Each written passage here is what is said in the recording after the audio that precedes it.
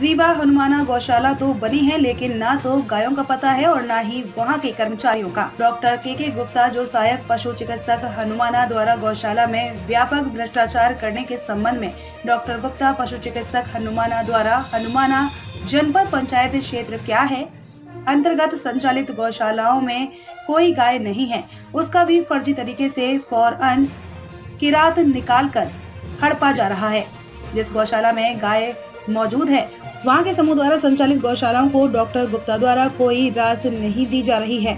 जिस समूह द्वारा डॉक्टर गुप्ता को बतौर घूस राज दी जा रही है, वहां की राशि मंजूर कर दी जाती है। इस तरह से डॉक्टर गुप्ता द्वारा व्यापक तौर पर गौशाला में शासन द्वारा जारी राशियों के संबंध में भ्रष्टाचार किया जा रहा है, जिस संबंध में अंतर्राष्ट्रीय हिंदू परिषद, राष्ट्रीय बजरंग दल के संभागीय मंत्री सुनील मिश्रा द्वारा गौशाला के संबंध में सही तरीके से व्यवस्था बनाने की बात कही गई और फर्जीवाड़ा ना हो, नहीं तो एसडीएम साहब से शिकायत करने के लिए मैं मजबूर हो जाऊंगा। तो डॉक्टर गुप्ता द्वारा बोला गया, मैं कलेक्टर और एसडीएम से भी बड़ा पद का अधिकारी हूँ, मैं नहीं डरता, कोई कुछ नहीं बिगाड़ सकता, मैं जैसा चाहूँगा उसी तरह का कार्यवाही करूँगा।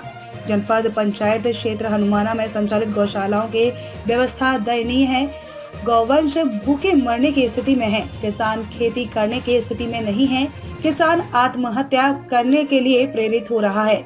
अगर हमारी बात को शासन प्रशासन द्वारा 10 दिन के अंदर हमारी मांगे डॉक्टर के गुप्ता को हनुमाना से नहीं हटाया गया, पंचायत गौशालाओं में सही समय में निर्धारित राशि नहीं दी गई, तो हमारा संगठन और देश का किसान उग्र आंदोलन करने पर मजबूर हो जाएगा, जिसकी पूरी जिम्मेदारी पापड़ प्रशासन की होगी।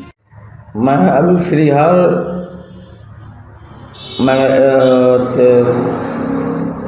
आपसे 3-4 दिन पहले मैं एसडीएम साहब को सूचना के माध्यम से, ज्ञापन के माध्यम से उनको शिकायत पत्र में दिया था। एक हमारे यहाँ पे हनुमाना में डॉक्टर गुप्ता जी हैं, पशु चिकित्सक में हैं, सहायक हैं, तो उनके माध्यम से कई बार हमको शिकायत लोगों ने किया।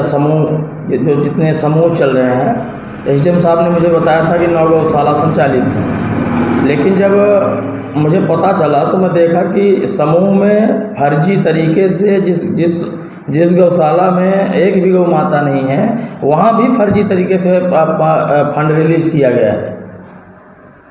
जिसके लिए मैं जब इसके बारे में मैं गुप्ता जी से बात किया कि आप सही तरीके, कम से कम गऊ का पैसा तो मत खाओ, खाने के लिए बहुत सारे सुविधाएं हैं तुम्हारे पास, लेकिन गऊ का पैसा तुमको न खाना चाहिए। मैंने बात किया, बात करने पर वो मुझे बोले कि मेरा पावर कलेक्टर से भी बड़ा है और एसडीएम साहब से भी बड़ा है। जब मैंने बोला कि आपकी शिकायत करना पड़ेगा मुझे एसडीएम साहब से, तो बोले कि मेरा पावर उनसे भी बड़ा है। तब मैं एसडीएम साहब को शिकायत दे के आया, क्योंकि अगर शासन के माध्यम से एसडीएम साहब के कथानुसार अगर गौशाला संचालित हो रही है, तो जो रोड में गौ माताएं मर रही हैं रोज पर डे, तो ये गौशाला अगर होती तो ये काहे के लिए मरती यहाँ पे। मैं चैलेंज करता हूँ कि आप सरकार जितने भी सरकारी कर्मचारी हैं, जाके जितने भी गौशाला संचालित है, अगर उसमें एक भी गौ माता मिल जाएंगी तो मैं मान लूँगा कि हाँ मैं गलत हूँ, क्योंकि मेरा उद्देश्य है गौ रक्षा, राष्ट्र रक्षा।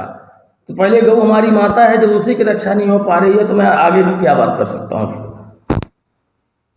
इसीलिए मैं गया था। डॉक्टर गुप्ता जी से बात किया जाए तो बताएंगे पौधारोपण मैं यहाँ करवाया, यहाँ पौधारोपण करवाया। गौ माता के बारे में कोई बातें नहीं करते हैं। गौ माता के बारे में कुछ बोला जाए तो कुछ बातें नहीं बात करते हैं। एक आपका यहाँ के गाड़ा के पास एक समूह है, वो हमारे पास आके रोने लगे कि मैं गया था तो गुप्ता जी हमको भगा दिए वहाँ से। तो यही सब शिकायत लेके मैं गया था एसडीएम साहब के पास। नहीं होती है तो आंदोलन करूँगा इसके लिए। कर्मचारी हैं उनको हटाने के लिए चाहे मुझे जो कुछ करना पड़े, क्योंकि मैं सनातन धर्म का पालन करता हूँ, हिंदुत्व की बात करता हूँ। गौ हमारी माता है, हमारी आस्था है, तो इसके लिए मुझे जहाँ तक जाना पड़ेगा वहाँ तक जाऊँगा। हमारी अगर बात नहीं सुनी जाती है, जैसे मैंने एसडीएम साहब को जब सूचना दिया इसका, अगर मेरी बात नहीं सुनी जाएगी तो हजारों की संख्या में इस बार में भी, तहसील में भी मैं घेराव करूंगा, हजारों की संख्या में। क्योंकि मैं देखिए, ऐसा नहीं है कि अभी हिंदुत्व नहीं है, ऐसा नहीं है कि लोगों की आस्था नहीं है, हर व्यक्ति दुखी है इन शासन प्रशासन के इस कारनामे से जो इनका कार्यशैली चल रही है। हर व्यक्ति दुखी है।